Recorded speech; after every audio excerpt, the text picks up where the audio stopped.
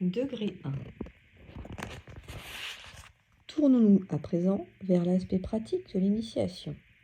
Nous ne devons jamais perdre de vue que le corps physique, le corps psychique et le corps mental doivent être développés en même temps, sinon il serait impossible de réaliser et de maintenir l'équilibre nécessaire en magie. Dans la partie théorique, j'ai exposé de façon détaillée les dangers d'une formation unilatérale.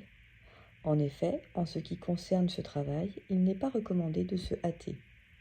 Il faut faire chaque chose en son temps. La patience, la persévérance et la ténacité sont des conditions fondamentales du développement des facultés cachées de l'être humain, et la peine que l'on se donne sera largement récompensée. Que celui qui veut donc prendre le sentier de la magie se fasse un devoir sacré de faire régulièrement ses exercices. De plus, il faut être constamment bienveillant, aimable et indulgent envers son prochain, alors que l'on doit demeurer sans indulgence et rigoureux vis-à-vis de soi-même. Seule une telle attitude permet de pratiquer la magie avec succès.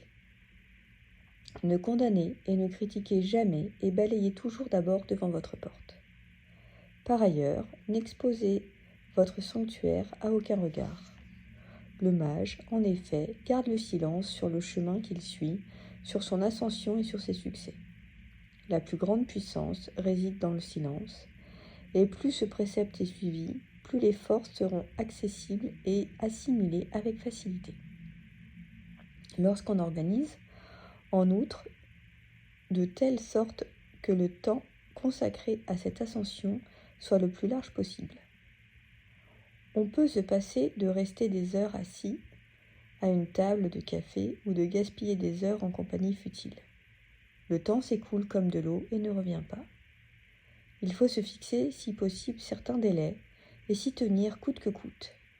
Des exceptions ne sont permises que dans des cas inévitables. L'homme est un être d'habitude et une fois habitué à une heure précise pour faire ses exercices, l'envie de s'y consacrer vient après d'elle-même. Ce besoin se ressent comme celui de manger, de boire, de dormir. Il doit donc devenir une habitude.